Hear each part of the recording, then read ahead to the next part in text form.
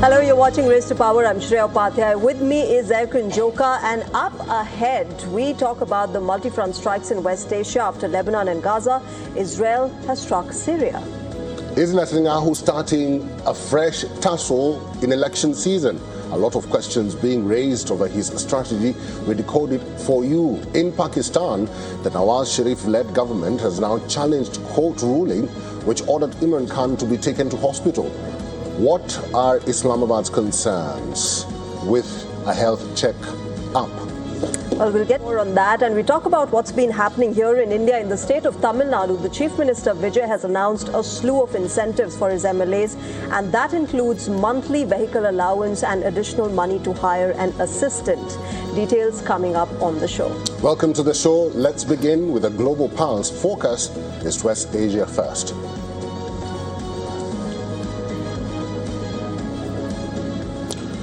External threat, two words that have defined every attack, every strike carried out by Israel in the last 3 years alone. The justification has been the same, whether it is Gaza, Lebanon, Iran, and even Syria. Now, the latest Israeli strike that Israel conducted on Syria has been blamed on Turkey. Remember, Israel targeted and struck an air base, in northwestern Syria. The strike caused damage to infrastructure, but there have been no casualties. The Israeli Prime Minister Benjamin Netanyahu's office said that Syria was close to breaching a security understanding with Israel. According to Israel, Syria allowed Turkish troops to deploy at the targeted airbase. Israel says it had repeatedly warned Syria against such a move, saying the deployment could pose a security threat to Israel. Turkey has strongly rejected Israel's justification for the strikes. The Turkish government accused Israel of trying to justify what it called unlawful attacks on Syria. Turkey also said the strikes violated Syria's sovereignty and territorial integrity. Turkey has become one of the most important partners for Syria post-2024. Turkey has developed close ties with Syria's new government and has been involved in military cooperation and reconstruction. On the other hand, Israel has carried out hundreds of strikes in Syria since the fall of Bashar al-Assad and the takeover by Ahmad al-Shara. As far as Turkey and Israel are concerned, both countries' cold ties with each other are well known, especially since Turkish leader Recep Tayyip Erdogan has been vocally very critical of Israeli actions in Gaza for years now.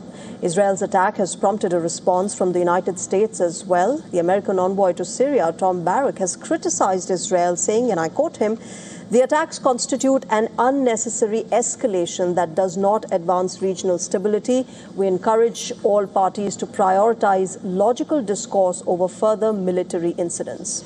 A key question arises here. Is Netanyahu looking to open another war front amid election season in Israel? Because a tussle with Turkey may bring in a new external threat. And this is what the Prime Minister has been saying for quite a while now. We saw that in Iran, we saw that in Gaza, and now we're seeing it in Syria. What will happen if these attacks are not, controlled? That's right. And remember, Israel has also struck South Lebanon a few days ago, killing several people. The IDF has claimed it was an attack on Hezbollah commanders. The strike came as a major truce violation amid efforts by America and Lebanon's presidency to negotiate lasting peace. Then there is, of course, the stalemate on Gaza and fresh strikes on the Strip by the IDF that has killed 6 people and wounded 14 others in the latest. Israeli forces claim that the strike targeted Hamas commanders and other militants planning attacks against Israeli troops. The IDF also said that one of its targets was a Hamas commander who was part of the October 7, 2023 attack on Israel. Now, this strike comes just a day after U.S. Special Envoy and son-in-law to President Trump, Jared Kushner, met with Benjamin Netanyahu. While Kushner described it as a good meeting, a report in Israeli media says that both leaders had a dispute. And the reason was Bibi's insistence to continue attacks on Gaza, and this despite a so-called ceasefire in place, which has already been violated numerous times. Jared Kushner appears to have failed in breaking the deadlock on the Gaza peace board proposal and Israel's demand of full Hamas disarmament before the IDF forces initiate any withdrawal from Gaza. And so we circle back to the same question: with so many fronts open and multi-pronged attacks by Israel, which part of the country's electorate is Netanyahu really trying to appease? And will he succeed politically? Well, let's ask that question to our correspondent Elijah J. Magnier. He's a war correspondent and also analyst, is now joining us live on this broadcast. Mr. Magnier, it's good to see you. Who or what can stop Israel and this tug of always thwarting external threats? Is that giving the state the liberty to strike whoever they please without any repercussions? Thank you for having me. Yes, indeed. When there is no accountability, Israel can do everything. Now, you have provided a lot of information in both of your presentation, and you said many things about the Israeli elections. And Donald Trump said it repeatedly: talk to me after the Israeli elections, because he understands that actually Benjamin Netanyahu is not ready to de-escalate on any front. You mentioned Gaza. So far, the Israelis said they've killed more or less 40,000 of Hamas, and they all accuse of participating on the 7th of October, which is nonsensical, of course. In Lebanon, it's the same, continue bombing Lebanon.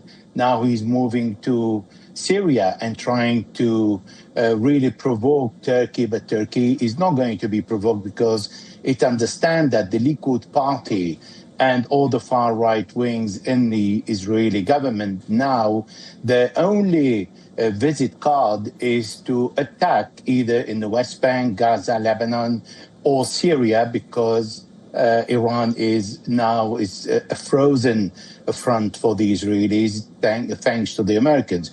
Who can stop Benjamin Netanyahu at the moment? Nobody. In Gaza, he has rejected the 15 points stated by the United States. And in Lebanon, he rejected again to stop bombing.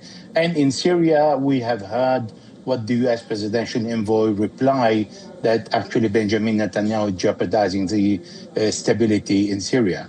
Mr. Magnier, this is what I was coming to next. On this very show, you and I have spoken about how there have been completely different approaches taken by Donald Trump and Benjamin Netanyahu as far as the war is concerned, vis-a-vis their domestic elections that are coming up.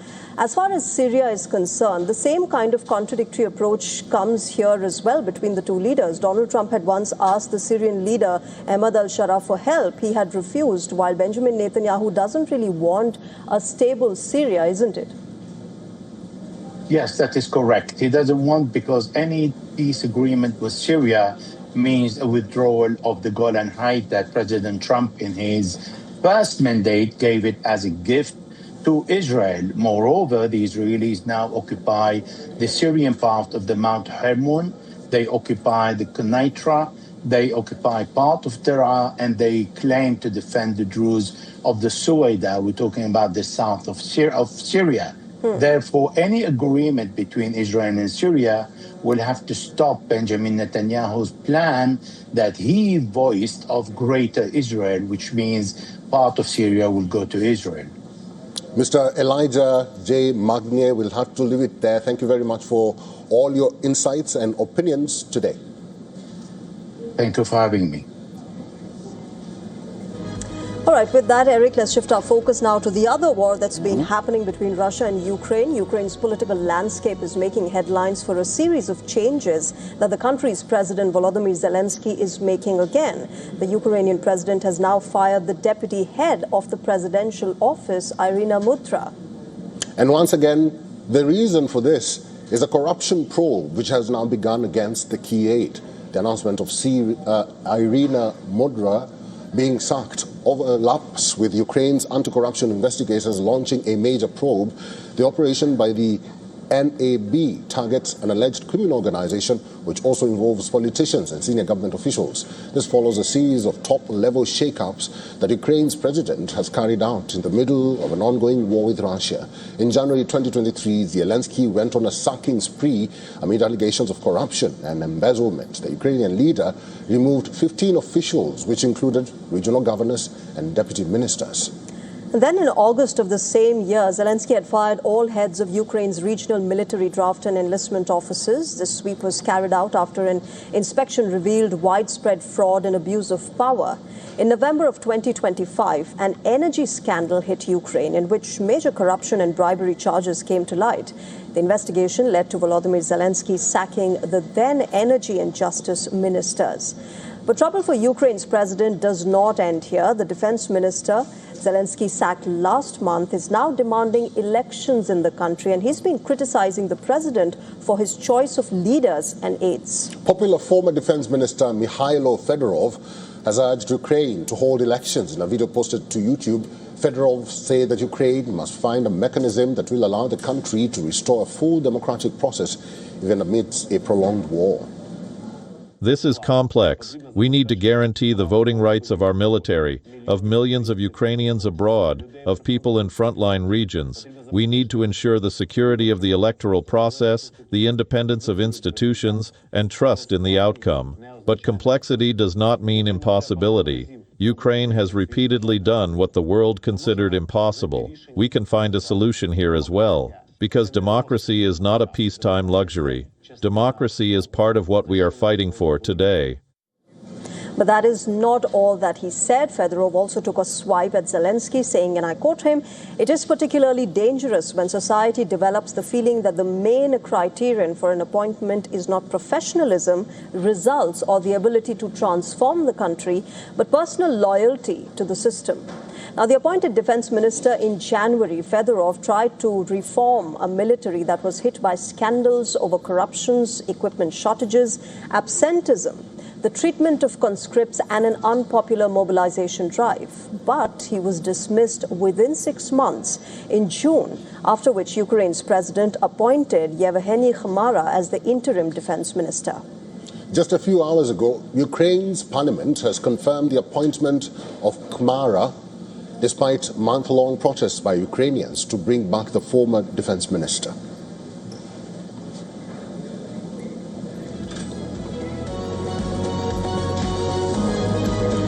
President Trump has paused the planned 50% tariffs on Canadian goods for 3 days, just hours before they were due to take effect. Trump says the pause follows a deal with Canada, subject to finalizing the documents. Well, the tariffs would have applied to around $20 billion of Canadian imports, including goods that otherwise qualify for preferential treatment under the USMCA trade agreement. The announcement follows weeks of negotiations between Washington and Ottawa, with Trump and Canadian Prime Minister Mark Carney speaking once again on Tuesday this week. The United States says the emerging agreement will cover broader market access for American goods, economic security commitments, and digital trade alignment. Washington has also cited Canadian dairy duties, restrictions on American alcohol, and auto trade as key concerns. Canada, however, says substantial progress has been made, but important work remains. The auto sector remains one of the biggest sticking points. The two sides have discussed reducing U.S. tariffs on Canadian vehicles from 25% to 15%, with further reductions linked to the amount of U.S. content in each vehicle. Canadian industries, including lumber, wine, and dairy, had faced the risk of job losses and business closures if the new tariffs took effect. The 3-day pause now gives both sides more time to finalize an agreement, while Trump has also raised the possibility of reviving the Keystone XL pipeline. And our correspondent Susan Tehrani has sent us this report from New York with more details. Take a look. President Trump has hit pause on a major tariff hike against Canada, but only for 3 days. The 50% tariff covering roughly $20 billion in Canadian goods were set to take effect on Wednesday. Washington and Ottawa now have a narrow window to lock down the details and resolve the remaining sticking points. Canadian Prime Minister Mark Carney says that progress has been made, while Trump has also raised the possibility of reviving the Keystone XL pipeline. For now, a trade showdown has been avoided. But if the agreement isn't finalized, those 50% tariffs could quickly be back on the table. Susan Takrani reporting from New York for WION World is One. All right, shifting our focus now, Japanese Prime Minister's warm relationship with the U.S. president has now been under the spotlight ever since Donald Trump endorsed Sanai Takaichi during Japan's elections. That was in February this year. Since then, the ties between both the countries have grown in warmth and friendship. But will that be impacted now?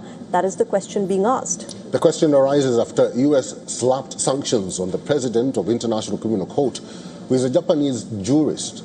Tomoko Akane finds herself at the receiving end of sanctions amid a broader tussle that the United States has with the ICC. The U.S. has also sanctioned Abdoulaye Seye, a senior ICC trial lawyer from Senegal.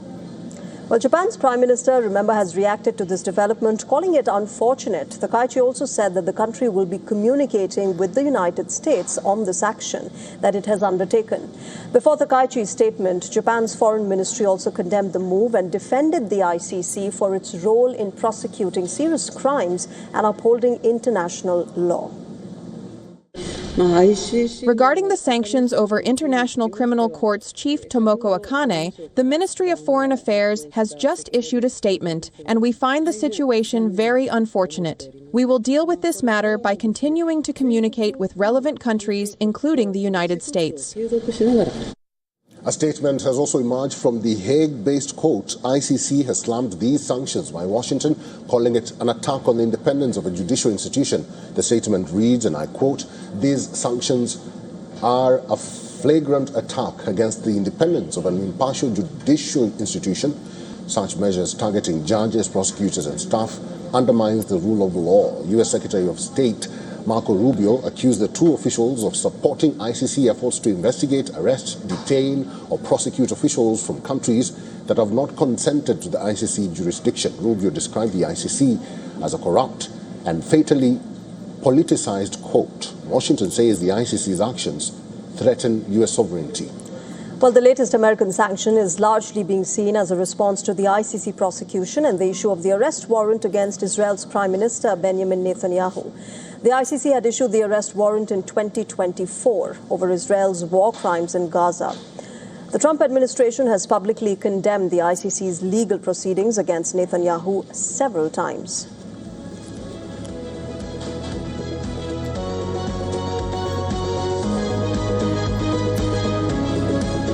From around the world, let's go to Africa. As Nigeria gears up for January elections, President Bola Tinubu's re-election bid faces a litmus test. Tinubu faces a politically fraught question. Are Nigerians better off after more than a decade of rule by his All Progressives Congress?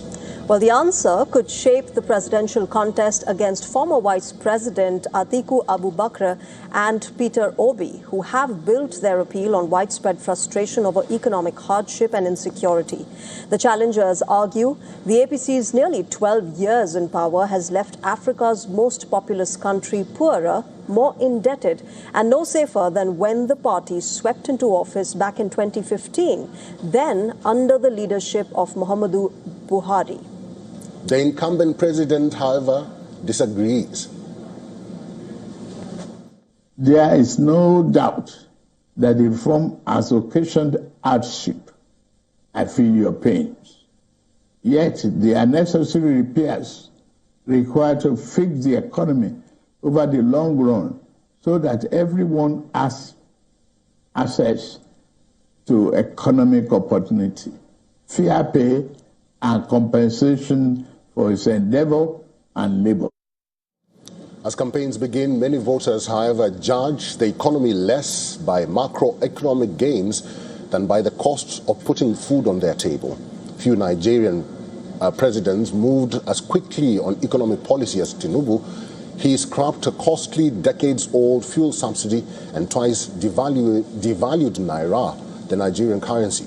The reforms delivered changes long sought by investors and international lenders, but also unleashed a shock across households, fueling protests.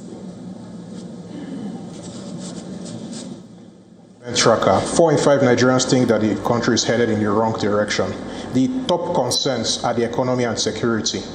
Depending on which region of the country, it could be the economy or security. But in all the regions of the country, these are the two top concerns. Tinubu's challenge is compounded by the risk that voters will not only judge him on his own record, but also look back at his predecessor's legacy. For many voters, the election may hinge on whether life is safer and more affordable now than when the APC had first promised change in 2025.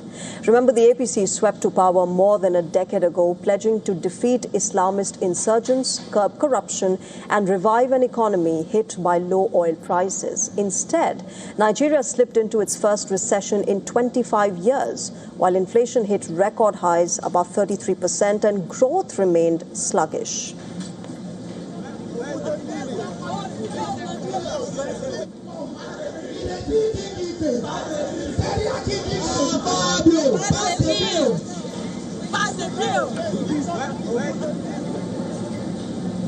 Well, campaigning has begun in Nigeria, and Nigerians are hopeful that change will come sooner than before. Let's listen to our correspondent, Louisa Olani. She reports from Abuja, Nigeria. Sentiment and tension built in the Nigerian political space as campaign for January's election begins officially Wednesday, 19th August 2026. Various views abound on the election. Some experts see President Tinubu failing based on the hardship Nigerians are facing, majorly due to his economic reforms and security situation, while some others predict his victory, considering the long tentacles of his party, the ruling APC, and international support for his reforms. Major contenders, Atiku Abubakar and Peter Obi, usually have their chunk from the vote, but never enough against the APC's weight, except for possible mergers. Fingers are crossed as the intrigues unfolds. From Lagos, Nigeria, Louisa Olani, WION The World is One. Well, with that, it's time for a short break on Race to Power. We will be coming back with more news and analysis on the other side. Do tune in.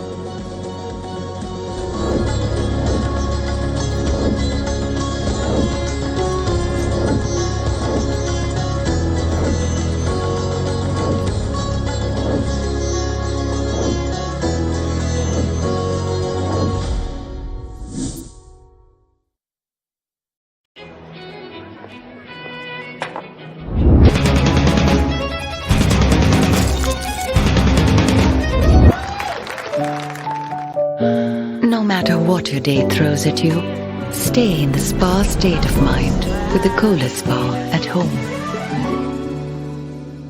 The Israeli drone is above our heads all the time in Lebanon. Around 169 buildings have been totally reduced to rubble. Every time there's a warning, they just come to this public area where there are around 200 tents, and they reside for a while, and then they go back to their homes. Some of the Lebanese people enjoying their times, and some others forcibly displaced. From the southern suburb of Beirut, I'm Radi Francis for WION The World is One.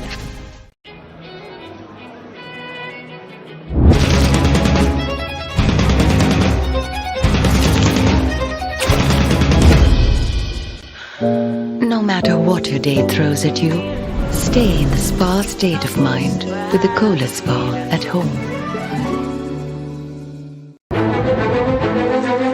In-depth coverage of global issues broken down into facts, figures, and simple words.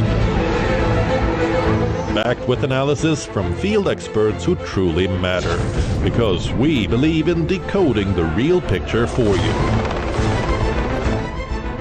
Week after week, creating the maximum impact. Watch WION Wide Angle at these times on WION. World is One.